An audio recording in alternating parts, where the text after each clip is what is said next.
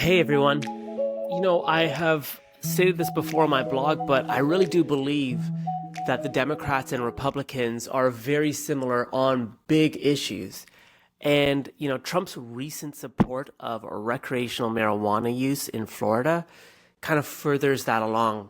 So, at a very high level, this surprised perhaps a lot of Republicans and Democrats writ large.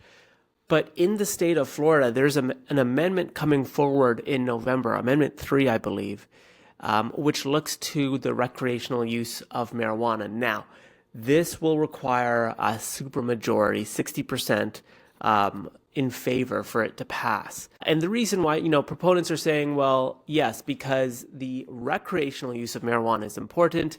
There's a lot of people who are being charged right now and are getting criminal records for using small amounts of marijuana, and that's just not good. And what's interesting here is Donald Trump has come out in support of Amendment 3, which, again, I think is taking a lot of Republicans by surprise. Trump posted on Truth Social that he's a law and order president, and he expressed his support for the legalization of personal amounts of marijuana use in Florida through Amendment 3. Acknowledging that it needs to still be approved by voters.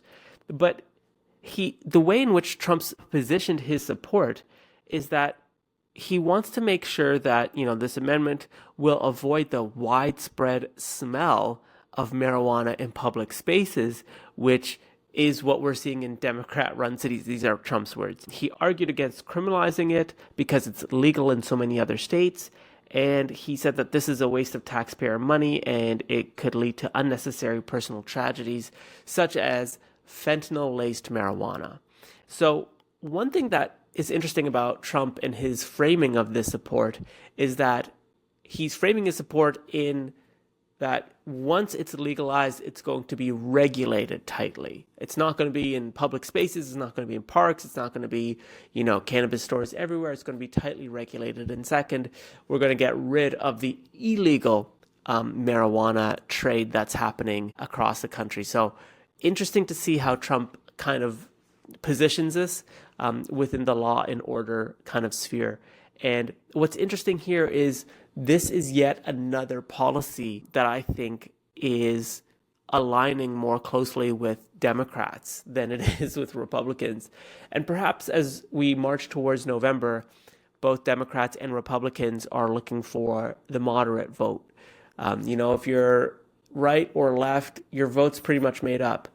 But it's the moderates that might be the deciding factor for the election.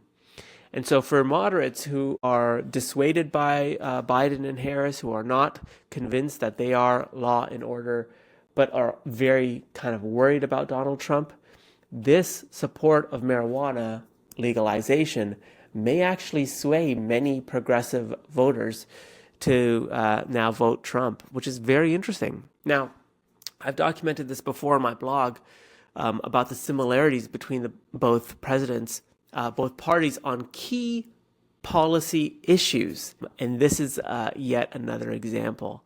Now, I'm not saying that they're 100% similar, but when we look at the policies that are hot button topics, I think voters would be surprised to know that both parties are singing from the same songbook.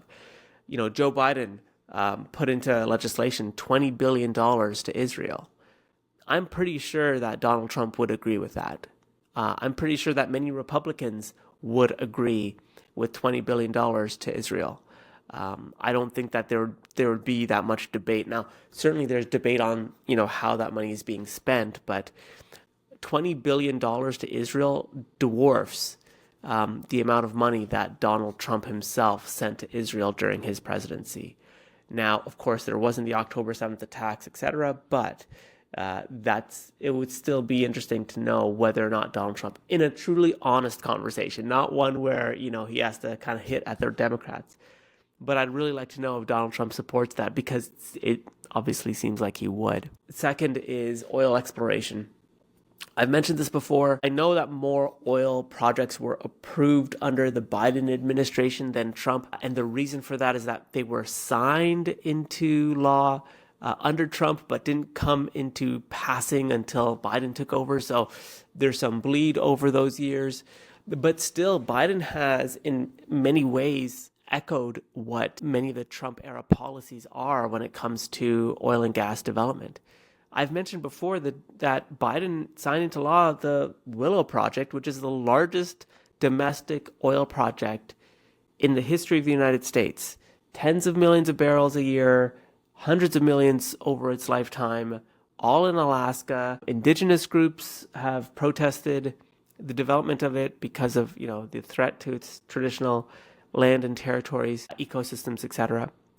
And yet Biden signed that into law. And I think, to be honest, I think there's a lot of Democrats who see the writing on the wall that was ushered in under Trump, which is, domestic oil and gas production is necessary to secure the United States' future of being energy independent.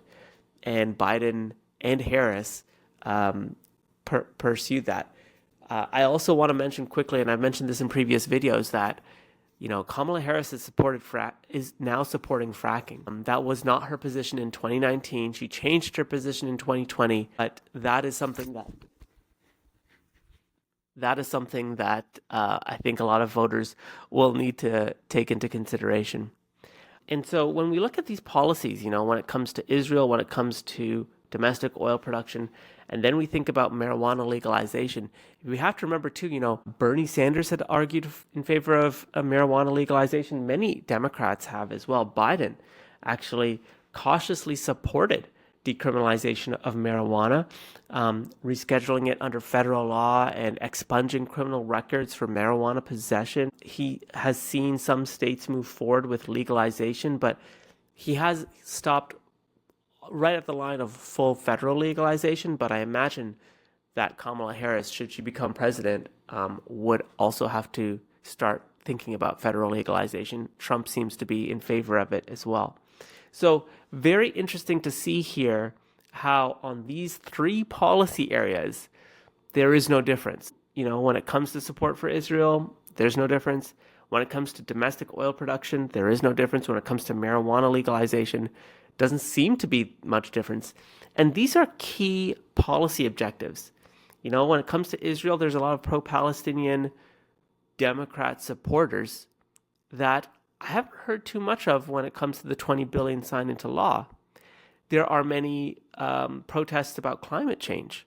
Now, Kamala Harris has said that she supports fracking and also supports a green economy. I don't know if you can do both to persuade climate change activists along that line.